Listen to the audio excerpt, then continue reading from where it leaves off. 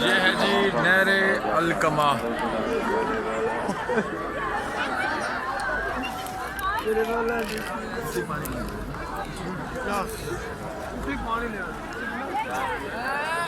ये नहर अलकमा है और ये जो सामने नजर आ रहा है ये साल है ना जिसमें पानी ले रहे हैं।